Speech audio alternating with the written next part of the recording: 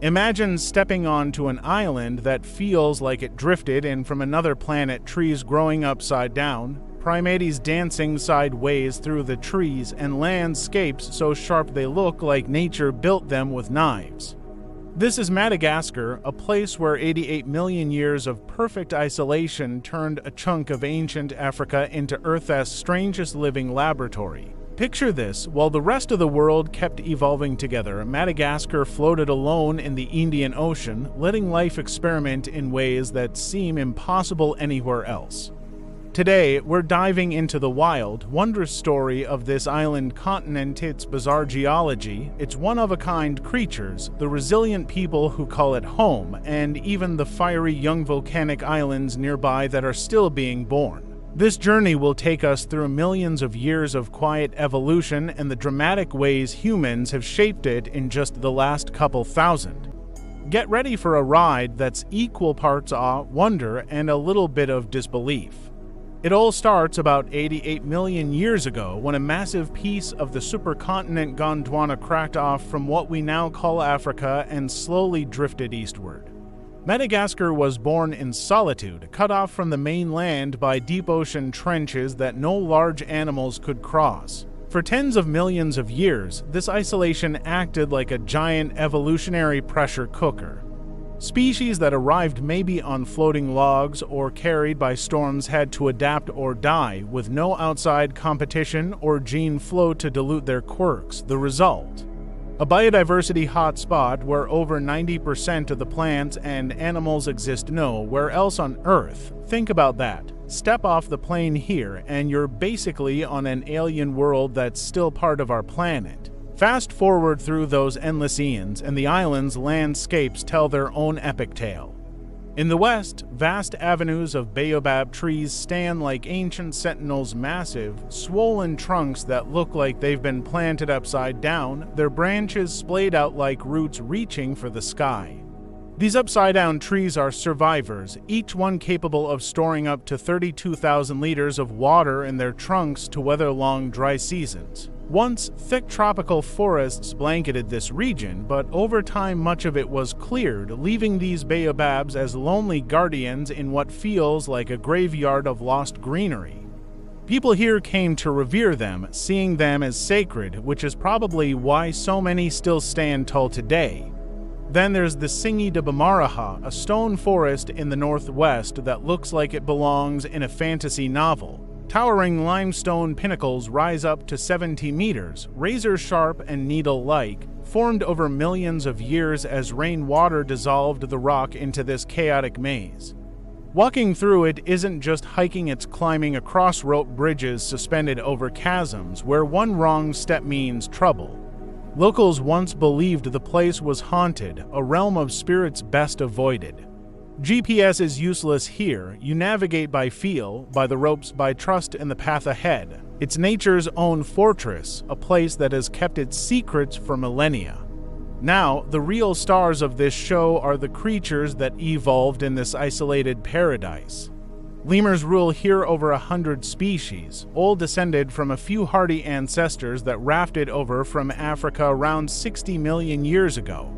Ring-tailed lemurs with their bold black and white striped tails wave like flags as they sunbathe in groups. Safaka lemurs don't walk, they hop sideways in a bouncy, almost comical dance that looks like they're riding invisible scooters.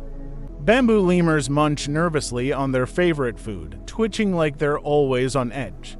Then there are the Indri, the largest living lemurs, with their haunting calls that echo through the forests like whale songs from the treetops, their faces frozen in what looks like permanent surprise. Sadly, giants once roamed to lemurs the size of gorillas that dominated the highlands until humans arrived and, through hunting and habitat change, they vanished forever. And lemurs aren't the only oddballs. Madagascar is home to half the world's chameleon species, tiny ones that fit on your fingertip, giants that look prehistoric. Their eyes swivel independently for 360-degree vision, and their tongues shoot out like missiles, twice their body length, snagging prey in a blink. The fossa, the island's top predator, slinks through the trees like a cat crossed with a mongoose, built for hunting lemurs with deadly precision. Then there's the a nocturnal oddity with huge ears, skeletal fingers, and a method of finding grubs by tapping on wood like it's using echolocation. It looks eerie, almost otherworldly, and locals once feared it as a bad omen. But it's just another masterpiece of isolation-driven evolution. Humans didn't show up until relatively recently, maybe 1,500 to 2,000 years ago, arriving by boat from Borneo and East Africa, bringing rice farming, new animals, and fire.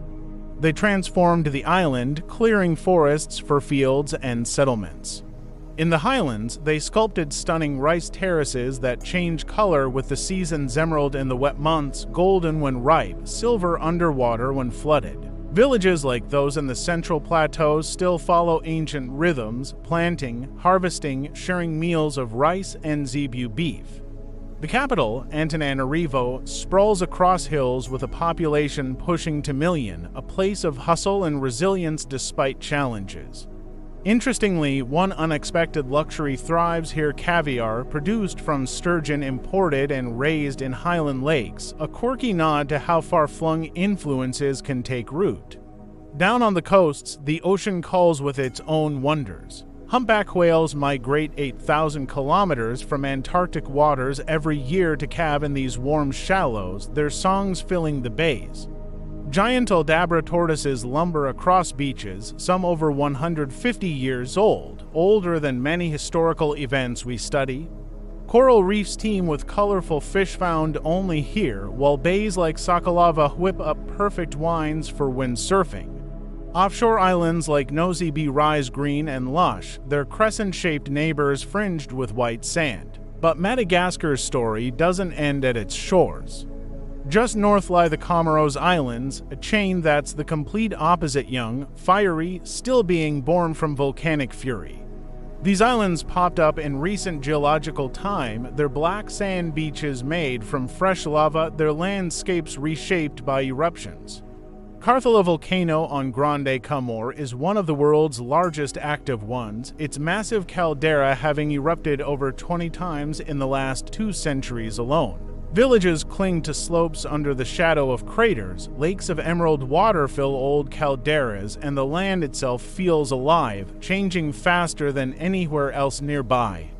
While Madagascar perfected its strangeness over 88 million years of calm, the Comoros show creation and fast-forward new land from fire, new possibilities emerging from the depths. Through it all, Madagascar whispers a profound lesson. Isolation can breed the most extraordinary life, but connection, whether through human arrival or modern tourism, brings both change and wonder.